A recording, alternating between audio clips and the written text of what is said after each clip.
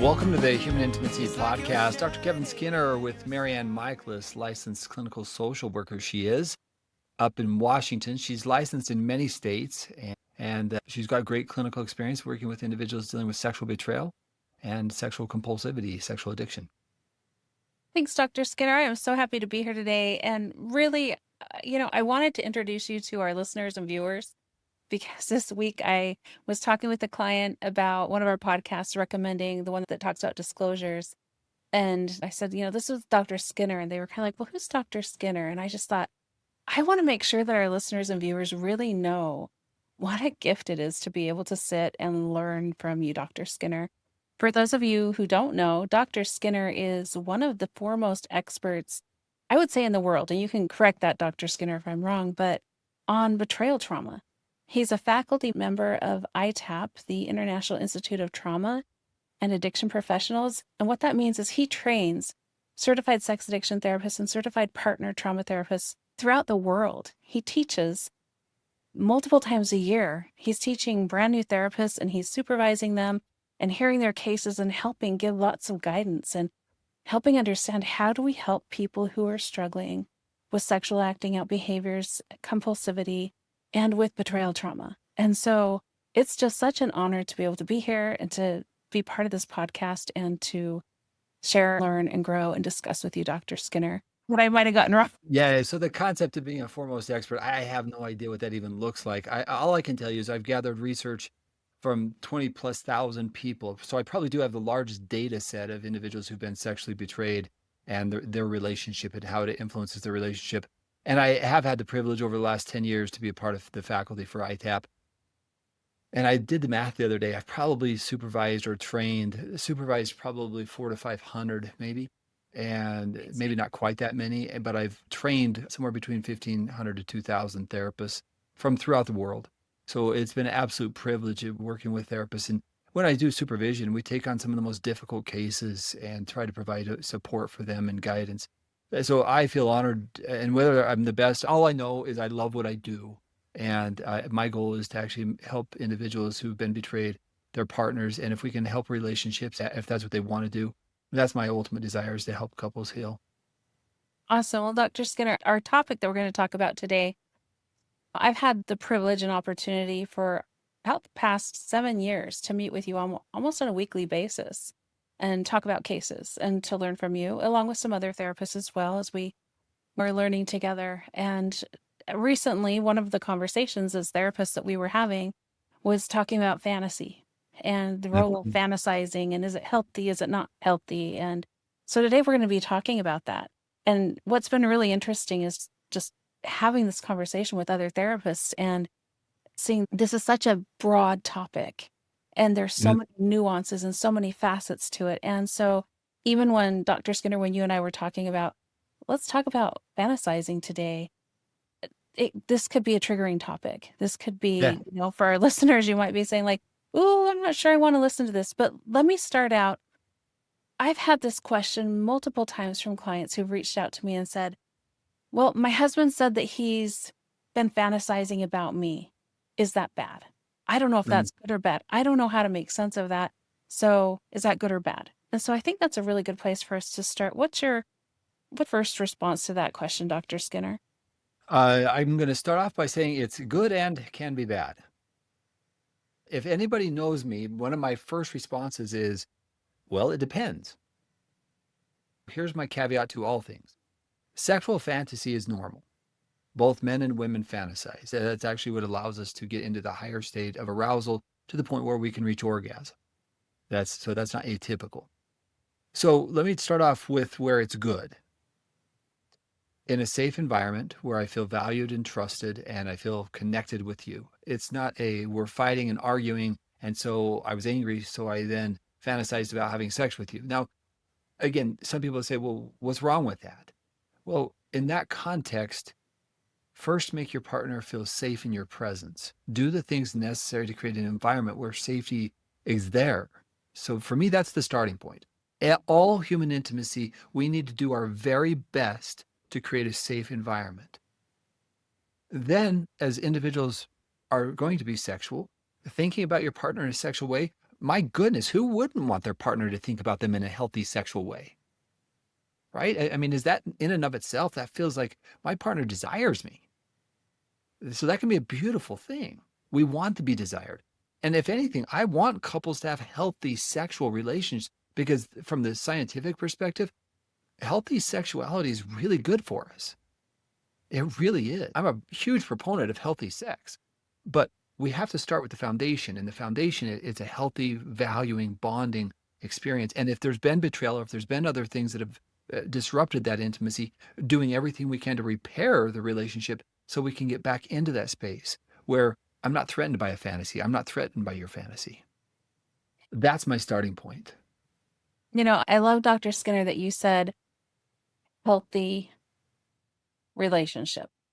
And I think those two words can't be underscored enough in this conversation because yes, we all have fantasy. And, if we grow up in a home where there's a lot of yelling, where there's a lot of neglect or abuse, it's normal for a child to fantasize something magical. I'm not here, or a fairy godmother comes and takes me away, turns, the pumpkin into a carriage.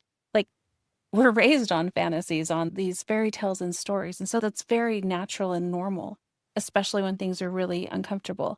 I think it's also really important to look at the question of why.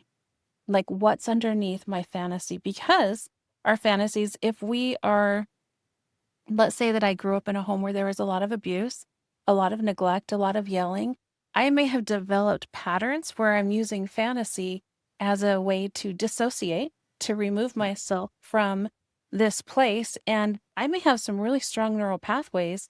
And with my sexual awakening and my sexuality, I may be going down those paths when I'm feeling shame, when I'm feeling frustration, or when I'm even maybe reenacting these things from my childhood.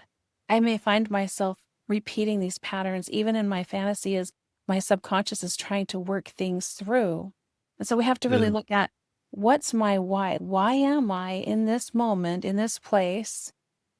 Why am I fantasizing? And so is that healthy? So what's interesting in what you just said is we fantasize about a myriad of things. I was in a child development class many years ago, and I love what the teacher said. He said, a child's work is actually to imagine. The more imaginative they are, the more creative the brain, it's great for the child. In fact, that is the child's work, he said. And I thought a lot about that. So if we take that concept of imagination, that's a normal human response. The question that we're trying to address here is at what point does that imagination, that fantasy, when does it go awry? When does it cross a boundary? Because as human beings, we are naturally going to, let's take it away from fantasy, we're going to imagine. If I have high anxiety, I could imagine a car accident. I'm afraid to get in a car. That isn't a fantasy, it's an imagination. I'm thinking about something occurring. That's much like a fantasy of a situation. So when our brain is looking to something and we're thinking about something, we're not currently in this present moment. We're thinking about as if I was on a beach escaping into a world of, I don't want to be here right now. And so I'm going to go have a Calgon moment. I remember that from my childhood, right? Where I'm in the bathtub, right? That was one of those Calgon experiences, right? Take me away. And I think that that's part of our humanness is sometimes we don't want to be present. Dr. Skinner, sorry, I just have to jump in here. So when you're talking about this Calgon moment, take me away, for our older listeners, you'll know what we're talking about. But what's fascinating is you bring that up and instantly I can think of like the pink soap, and I can instantly also think about the Chopin music that's running in the background. And this is such a good example of a thought shows up and our brain makes an association and says, oh, here it is. I can connect to this. And so this is often what happens with fantasy. We have a thought, a sense, a taste, there's a reminder, often at a subconscious level, and we may disappear into another space.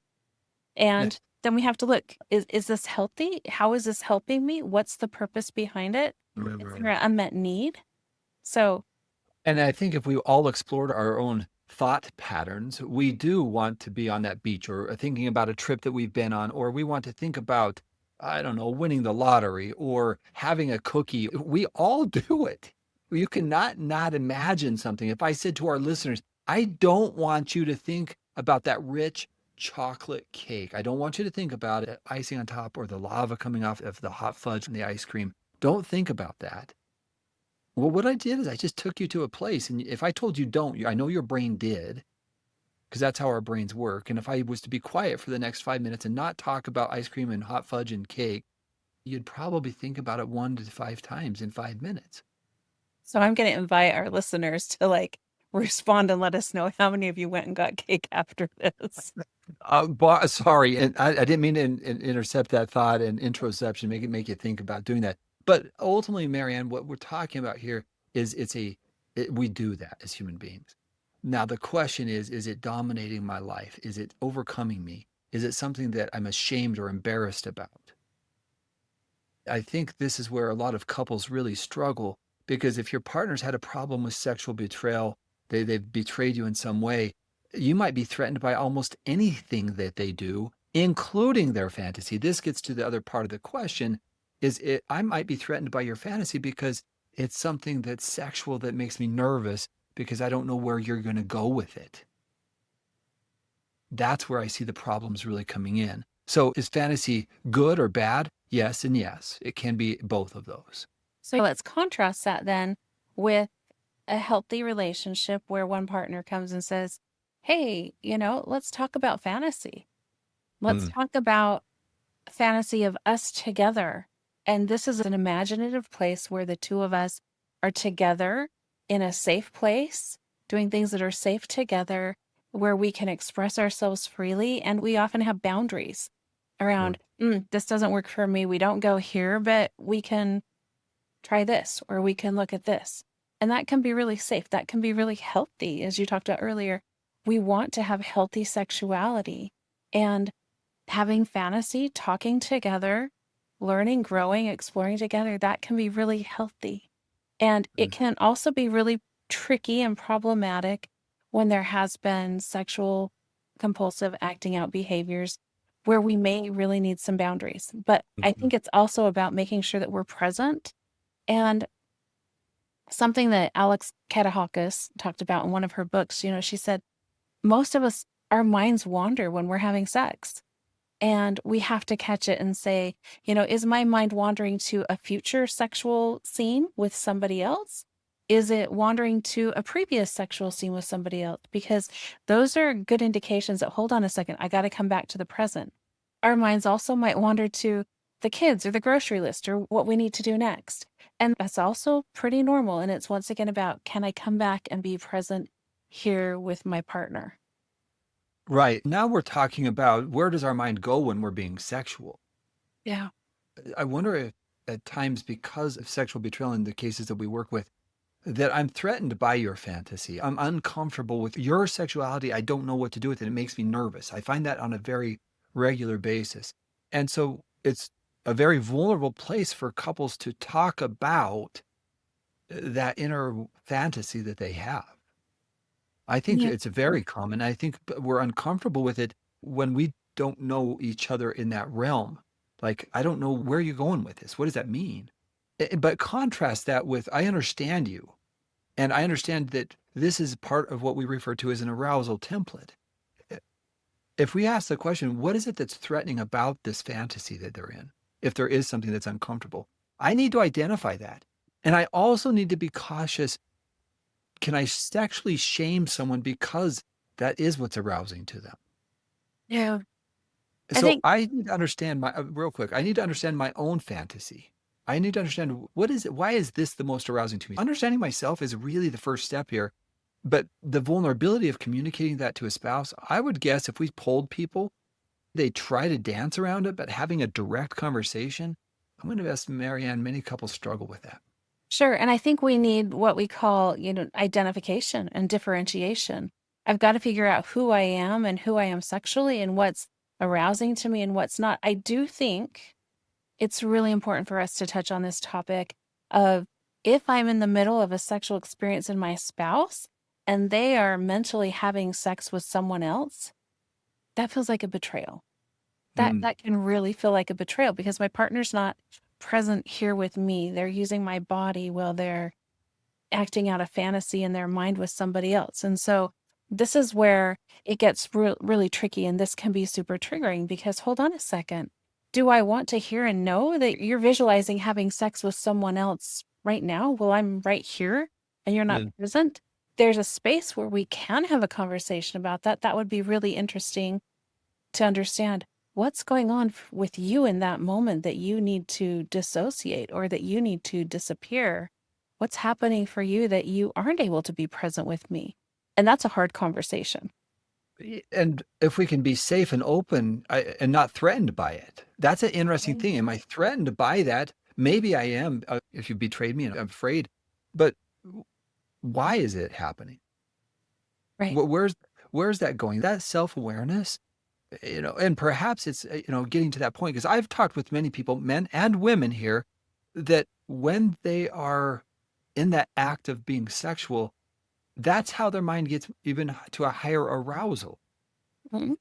right? And both men and women have told me that. And so I think we have to pause and just understand each other, what things mean, and have that kind of vulnerable conversation. I'm afraid that a lot of couples, it's just so hard and so threatening. So if that's too risky, you need to talk with a therapist on this one to get some support if it's something between the two of you guys that you don't know how to communicate about that difficult topic.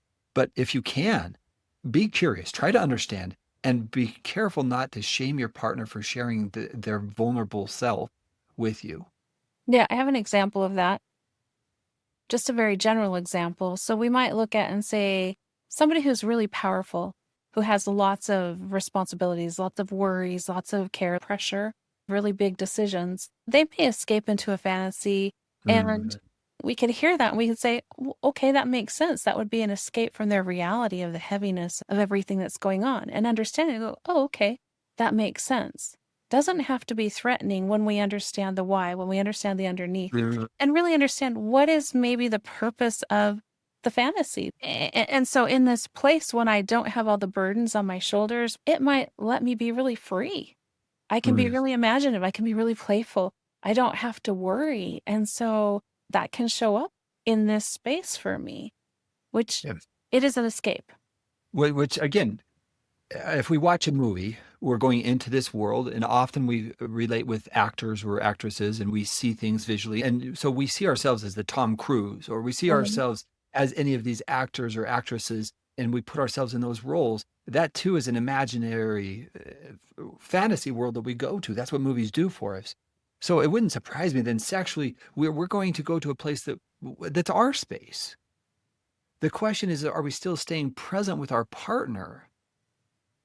Or are we constantly going drifting into another world and they can sense or feel the lack of our presence with them? That's what we're talking about in terms of a dangerous, because I'm not present. Now, if your spouse goes to a certain place and they're escaping or they're doing something, are they still present? And is that possible to be both? And my answer to the question is it might be possible. You're present to your physical touch, your body, and your mind is allowing yourself to go into the space that's maybe imagination and doesn't have to be a threat to your partner because you love them, you are there with them, and yet your mind might be higher aroused. And this is hard to hear for some people, right? Is that threatening? You're leaving me mentally while we're doing this. And on the other hand, it can be really arousing for a partner when there's healthy communication. Hey, this is where I'm at. Mm, I'm here with you and I want to share with you what's going on for me. That can be incredibly arousing and really intimate.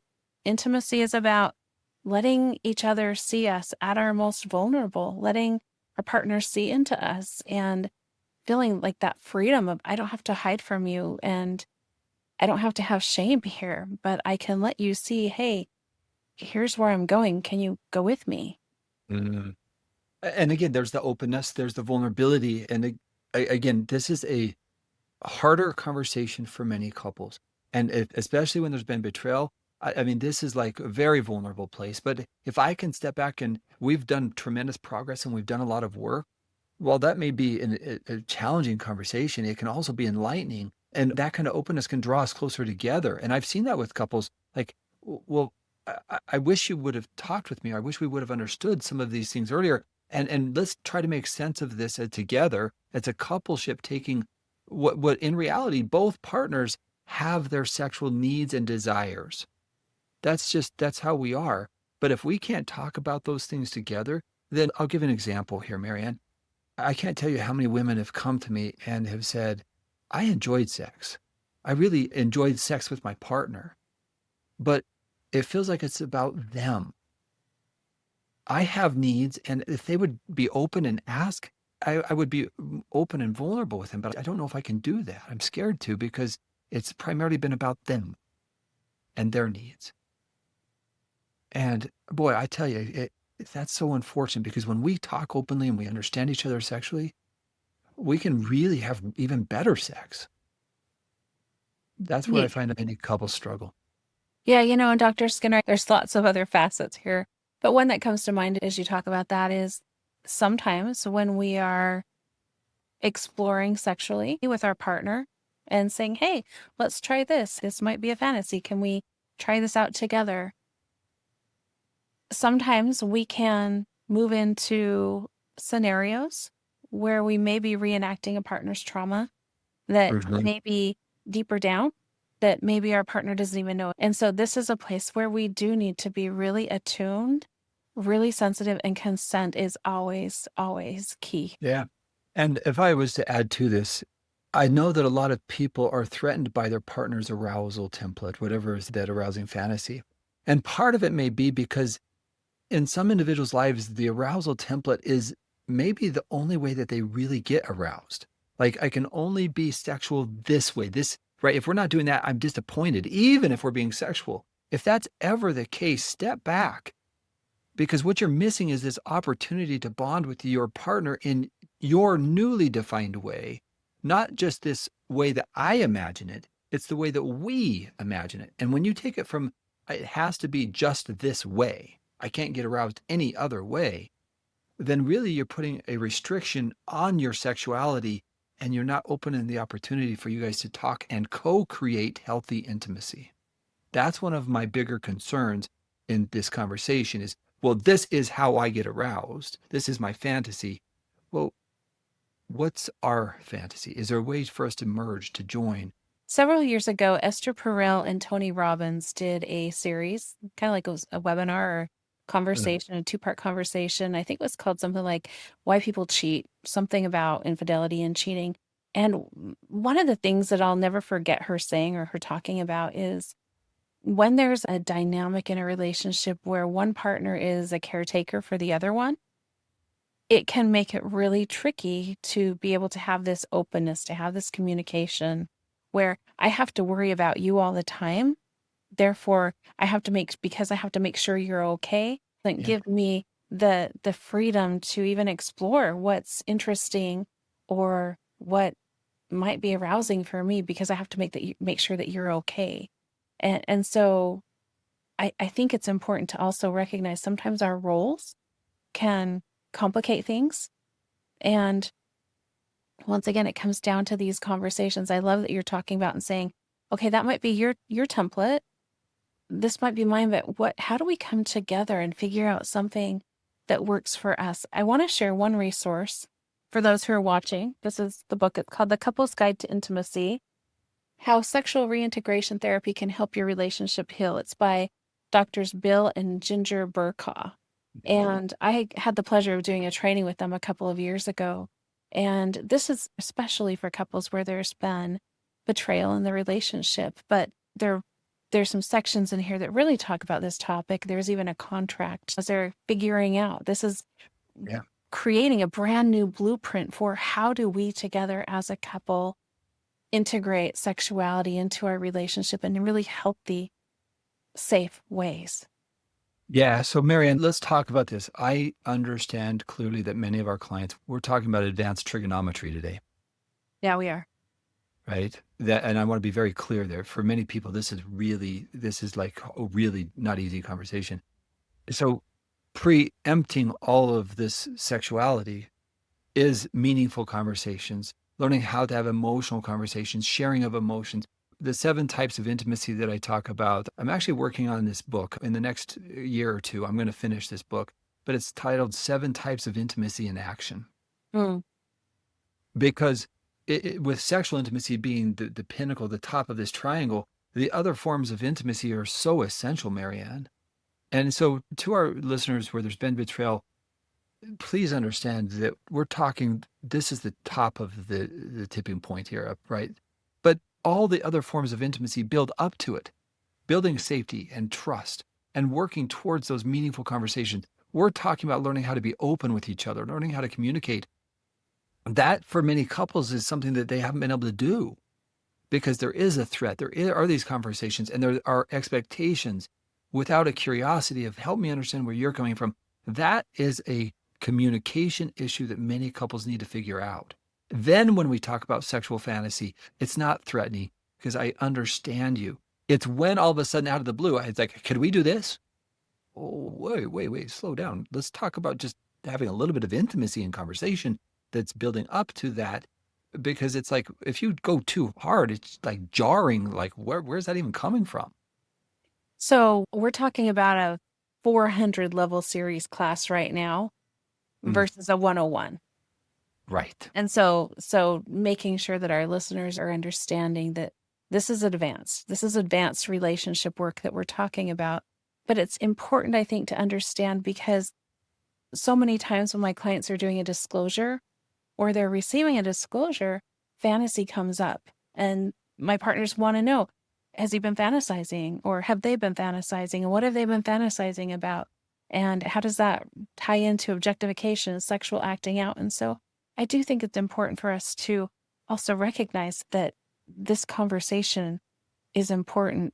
We all imagine, we all fantasize, and we have to understand not just, okay, are they fantasizing and what does that mean? We have to look at, okay, and what does it mean? And that might be some deeper therapy work. If we're doing a disclosure, we're getting the information out.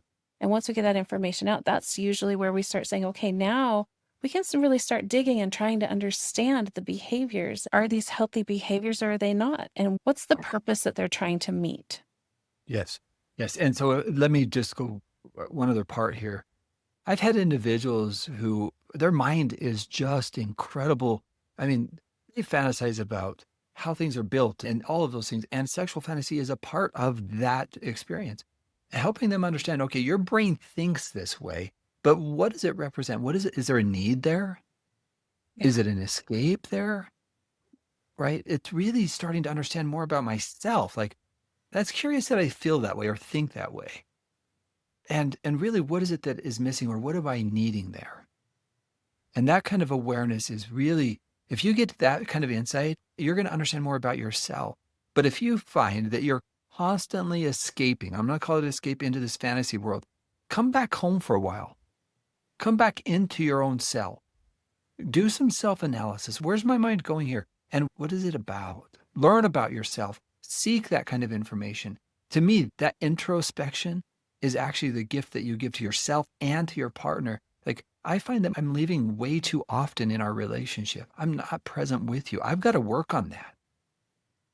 Yeah, one of the tools that can be helpful would be to talk to a therapist about this. Say, like, I need some help kind of unpacking things, making sense of things. But we can also often look and say, fantasy can be a really helpful tool to address shame.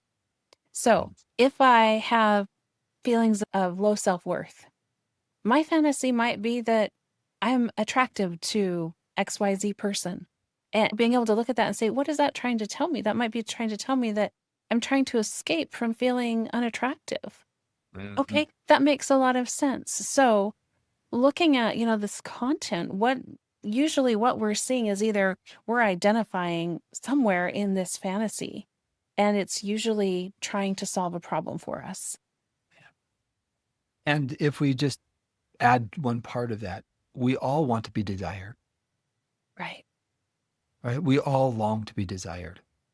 And if you in your relationship, how do I show desire to my spouse, my partner? How do I do that?